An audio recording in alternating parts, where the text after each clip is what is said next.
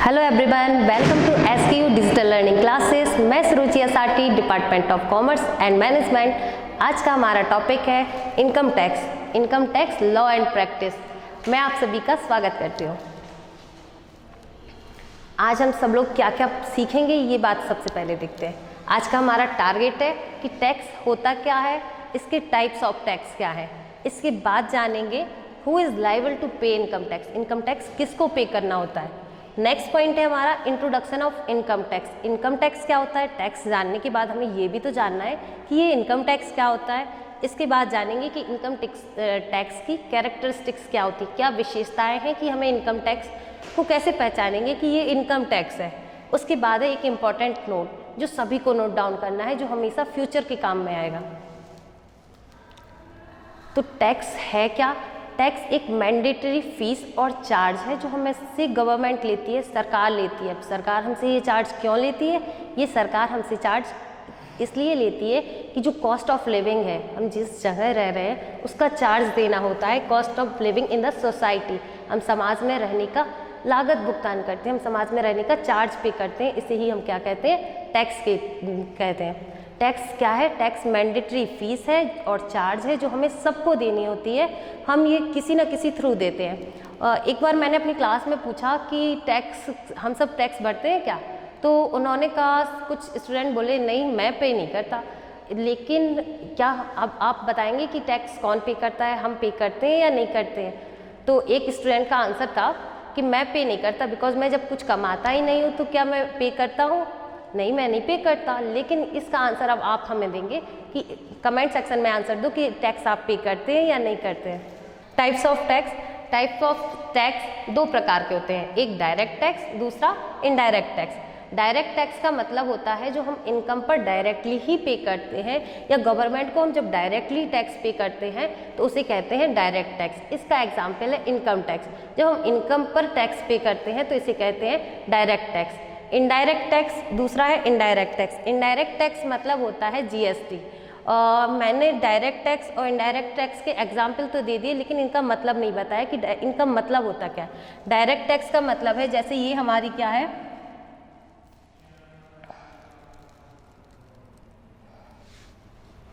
ये हमारी क्या है, गवर्नमेंट है।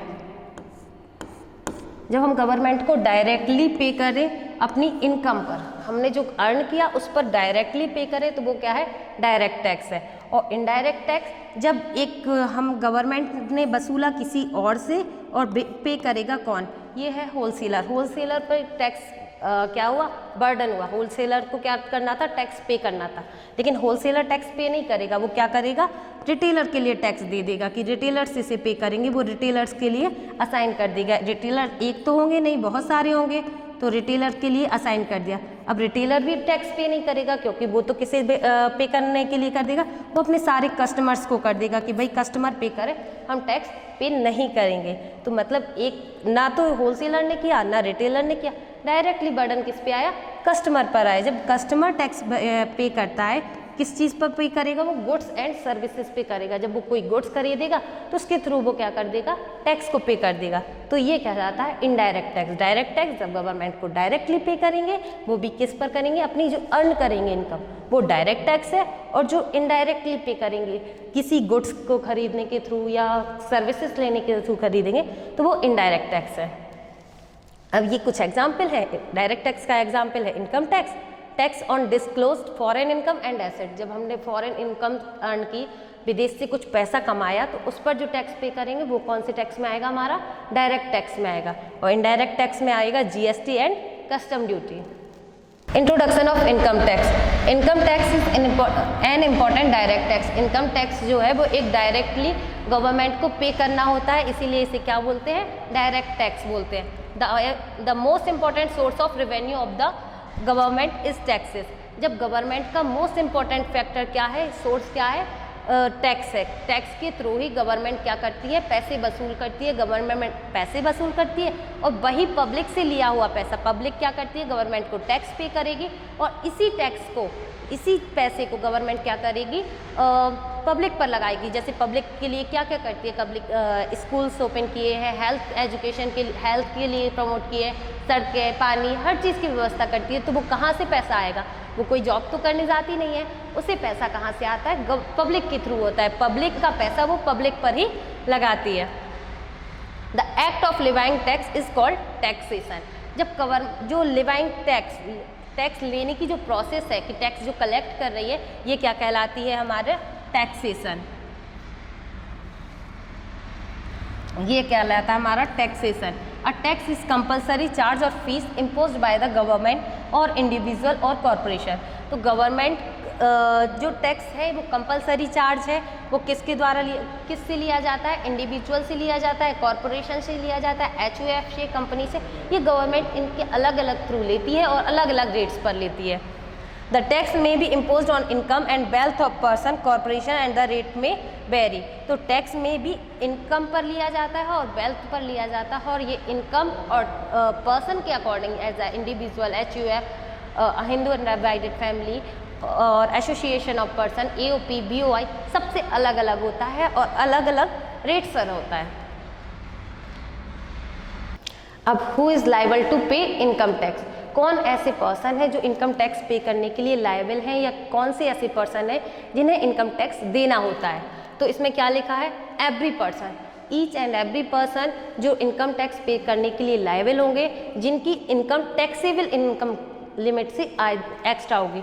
Every person whose taxable income of previous financial year, ये लिखा है previous financial year. Previous financial year का मतलब होता है जिस ईयर में हमें क्या करना है, टैक्स पे करना है, जिस ईयर का हमें टैक्स पे करना है। जैसे कौन सा ईयर चल रहा है अभी, 2023-24 चल रहा है ना, क्यों, क्योंकि अब चल रहा है अप्रैल, 1 अप्रैल से 31 मार्च तक चलता है हमारा कौन सा ईयर, फाइनेंशियल ईयर। कौन सा ईयर चलता है, 1 अप्रैल से लेकर 31 मार्च तक, 31 मार्च तक हमारा चलता है फाइनेंशियल ईयर, 1 अप्रैल से 31 मार्च तक। बट यदि हम 2023-24 में देखें तो इसमें तो भी हमने कोई इनकम गेन ही नहीं की। यदि हमने गेन नहीं की तो हम टैक्स कैसे पे करेंगे, तो हम टैक्स किस ईयर का भरते हैं, जिस ईयर हमने इनकम अर्न की। तो हमने अर्न कब की होगी, 2022-23 में। तो हमारा फाइनेंशियल ईयर क्या होगा, 2022 एंड 23, जो कब से कब तक चला होगा, 1 अप्रैल 2022 से लेकर 31 मार्च 2023 तक। Exceed the minimum taxable limit, minimum taxable limit क्या है, हमारी जो मिनिमम टैक्सेबल लिमिट है, हमारी गवर्नमेंट ने हमें 2.5 लाख रुपए तक की छूट दे दी है।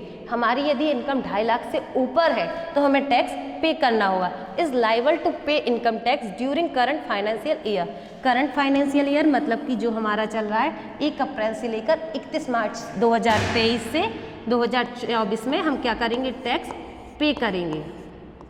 ये हमारा क्या कहलाता है, करंट फाइनेंशियल ईयर। और साथ में इसे हम बोलते हैं असेसमेंट ईयर। असेसमेंट ईयर क्यों बोलते हैं, क्योंकि इसमें हमारा टैक्स असेस किया जाता है, इसमें हमारा टैक्स कैलकुलेट किया जाता है on the income of the previous financial year. जो हम कब की टैक्स पे करेंगे, previous financial year, at the rate applicable during the current financial year. और जो टैक्स कब कौन सी रेट पर करेंगे, जो करंट में चल रही प्रेजेंट रेट पर हम टैक्स पे करेंगे। और कब का करेंगे, प्रीवियस फाइनेंशियल ईयर का। नेक्स्ट है हमारा characteristics of income tax. Income tax की क्या क्या विशेषताएं हैं जिनसे हम ये पता कर पाएंगे कि ये हमारा इनकम टैक्स है, ये हमें इनकम पर पे करना है। तो फर्स्ट पॉइंट है हमारा डायरेक्ट टैक्स। क्या है, डायरेक्ट टैक्स।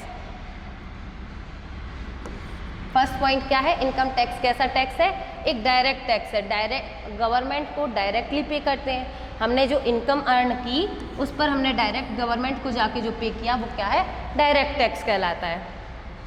दूसरा पॉइंट है सेंट्रल टैक्स। सेंट्रल टैक्स इसे क्यों बोलते हैं, क्योंकि ये सेंट्रल गवर्नमेंट द्वारा वसूल किया जाता है, सेंट्रल गवर्नमेंट द्वारा कलेक्ट किया जाता है, इसीलिए हम इसे बोलते हैं सेंट्रल टैक्स। लेकिन जब ये सेंट्रल गवर्नमेंट द्वारा ये कलेक्ट तो किया जाता है, बट इसे डिस्ट्रीब्यूट अलग अलग कर दिया जाता है एज अ स्टेट वाइड, और सेंट्रल गवर्नमेंट इसे बांट लेती है। Tax on total income. Tax on total income का मतलब होता है कि जो टैक्स है हमारी किसी एक इनकम पर नहीं लगता, ये हमारी पूरी इनकम पर लगता है, चाहे वो हम कितने भी सोर्स से कमाएं। इसको समझने के लिए हमें ये सोर्स ऑफ इनकम को जानना सबसे इम्पोर्टेंट है। हमें 5 हेड्स ऑफ इनकम होती है। हम 5 तरीके से इनकम अर्न करते हैं। पहला तरीका होता है इनकम फ्रॉम सैलरी। हमने सैलरी से अर्न किया, हमें जो सैलरी से इनकम मिली, हमने कोई कहीं जॉब करते थे, हमें जो सैलरी मिली वो हमें सैलरी काय में आएगी, टोटल इनकम में आएगी। इसके बाद आता है हमारा बिजनेस और प्रोफेशन। बिजनेस और प्रोफेशन,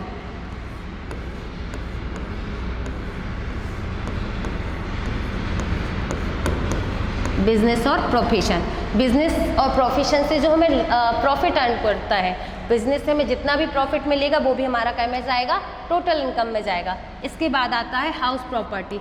हाउस प्रॉपर्टी का मतलब होता है कि जब हमने हमारे पास 3 हाउस प्रॉपर्टी हैं या एक से ज़्यादा हाउस प्रॉपर्टी हैं तो हम क्या करते हैं, उन्हें किराए पर दे देते हैं, रेंट पर दे देते हैं कि भाई हमें एक का तो हमें यूज़ है, बाकी 2 यूज़ हमारा अनयूज़फुल है, तो हम उन्हें क्या कर दिया, हमने रेंट पे लगा दिया। हमने रेंट लगा दिया ताकि हमें उससे जो वो खाली पड़े तो कोई काम के नहीं है, तो उससे जो हमें इनकम होगी वो भी हमारे क्या में जाएगी, टोटल इनकम में जाएगी। इसके बाद आता है हमारा कैपिटल गेन। कैपिटल गेन का मतलब होता है कि जब हमने अपनी कोई कैपिटल को बेच दिया, हमने कोई कैपिटल या लैंड खरीदी थी, वो 5 लाख की खरीदी थी और हमने जब वो बेची तो वो कितने की बिकी, 15 लाख की बिकी। तो 15 लाख की बिकी तो उसमें जो हमें 10 लाख का प्रॉफिट हुआ तो वो कहाँ जाएगा, हमारा कैपिटल गेन इनकम में जाएगा। हमें कैपिटल गेन, वो हमारी कैपिटल गेन की इनकम क्या में जोड़ेगी, टोटल इनकम में जोड़ेगी।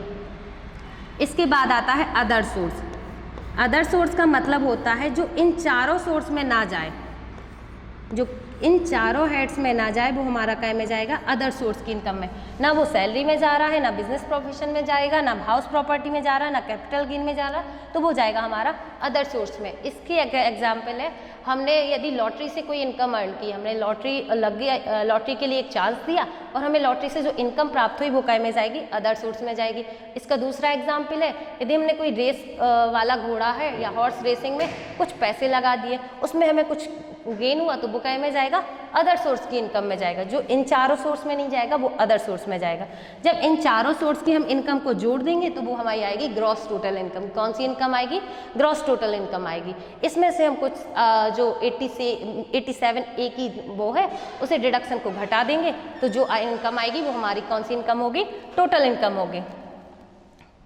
इसके बाद है tax exemption limit. Tax exemption limit का मतलब होता है tax exemption limit. Tax exemption limit हमें कुछ ऐसी लिमिट तैयार की है गवर्नमेंट ने कि इतने रेट तक हमें टैक्स कुछ भी पे नहीं करना होगा। जो टैक्स एग्जम्पशन लिमिट है वो है हमारी 2.5 लाख रुपए। कितनी, 2.5 लाख रुपए। 2.5 लाख रुपए तक हमें कोई भी टैक्स पे नहीं करना होगा। और ये पर्सन के अकॉर्डिंग चेंज भी होता है, जो कि एज पे डिफाइन करेगा कि यदि व्यक्ति की आय 60 से कम है तो उसे 2.5 लाख रुपए तक होगा, और यदि व्यक्ति की आय या पर्सन की इनकम कितनी है, 2.5 लाख से 60 से ऊपर है, 60 से 80 के बीच में है, तो उसे 3 लाख रुपए तक कोई भी टैक्स पे नहीं करना होगा। और यदि उसकी एज 80 के भी अबव है तो वो कितनी आएगी, 5 लाख रुपए। तो हमें टैक्स एग्जम्पशन लिमिट भी पता लगे कि कितनी एग्जाम से टैक्स हमारी एग्जम्प्ट है। इसके बाद आता है हमारी प्रोग्रेसिव टैक्स लिमिट। कौन सी लिमिट, प्रोग्रेसिव टैक्स लिमिट। इसका मतलब होता है कि ये प्रोग्रेसिव टैक्स लिमिट कि हमारी जो लिमिट है वो प्रोग्रेसिव लेवल पे होती है। हमारी इनकम बढ़ने पर हमें टैक्स ज़्यादा पे करना होगा और इनकम कम होने पर कम टैक्स पे करना होगा। जैसे 2.5 लाख से 5 लाख 5% है, 5 लाख से 10 लाख तक 20% टैक्स पे करना होगा। तो ये इनकम बढ़ने के साथ साथ हमारी लिमिट भी इंक्रीज होती जाएगी। इसके बाद है सरचार्ज। सरचार्ज का मतलब होता है कि जिनकी इनकम यदि 50 लाख से ऊपर है, जिनने की इनकम कहाँ से अबव है, 50 लाख रुपए से अबव है, तो उन्हें सरचार्ज पर पे करना होता है, वो टैक्स पर पे करना होता है। जो हमने टोटल इनकम निकाली, टोटल इनकम के बाद हम टैक्स निकालेंगे, वो टैक्स हम निकालने के बाद उस पर लगाएंगे सरचार्ज। वो कितने पर, 50 लाख से ऊपर वाली इनकम वाले की लगाएगा, और वो किस पर लगेगा, टैक्स पर लगाया जाएगा। इसके बाद आता है हेल्थ एंड एजुकेशन सेस। ये 4% की रेट से लगाया जाता है, जो गवर्नमेंट द्वारा किस चीज़ के लिए लगाया जाता है, हेल्थ पर ही लगाया जाता है। इसका पे जो भी वसूल किया जाता है, जितनी भी मनी अर्न होती है वो हेल्थ और एजुकेशन सेक्टर में ही लगाई जाती है, और जितना भी खर्चा होगा वो हेल्थ को प्रमोट करने के लिए और एजुकेशन को प्रमोट करने के लिए ही लगाया जाता है। नेक्स्ट और लास्ट पॉइंट है हमारा tax burden. Tax burden, government द्वारा जो टैक्स बर्डन है वो किसी एक पर्सन पे नहीं किया गया है, या टैक्स बर्डन उस पर्सन सब पर्सन पर एक फिक्स लिमिट से नहीं किया गया है, उसे अलग अलग पर्सन जिनकी इनकम ज़्यादा है उन्हें ज़्यादा टैक्स देना होगा, और जिनकी इनकम कम है उन्हें कम टैक्स पे करना होगा, उन पर टैक्स का बर्डन कम रखा गया है। ये हमारी थी क्या, कैरेक्टरिस्टिक। ये कैरेक्टरिस्टिक देखने के बाद हमें पता चल जाएगा कि हमें नेक्स्ट पॉइंट क्या है, हमें ये बता सकेंगे कि हमें टैक्स कैसे किसे पे करना है, या टैक्स हमें देना है या नहीं देना है। नेक्स्ट है हमारा इम्पॉर्टेंट नोट, जो सभी के लिए नोट डाउन करना कंपलसरी है। In India, this income tax was introduced for the first time in 1816 by the government on the account of the military mutiny of 1857। जो हमारे इंडिया में first time income tax introduce किया गया था, वो कब किया गया था, 1860 में। गवर्नमेंट ने ये कब असाइन किया, 1860 में। लेकिन आया कब है, account by the government on account of the military mutiny of 1857। 1857 में ये आ चुका था, लेकिन हमारे इंडिया में इंट्रोड्यूस किया गया 1860 में। Thank you so much.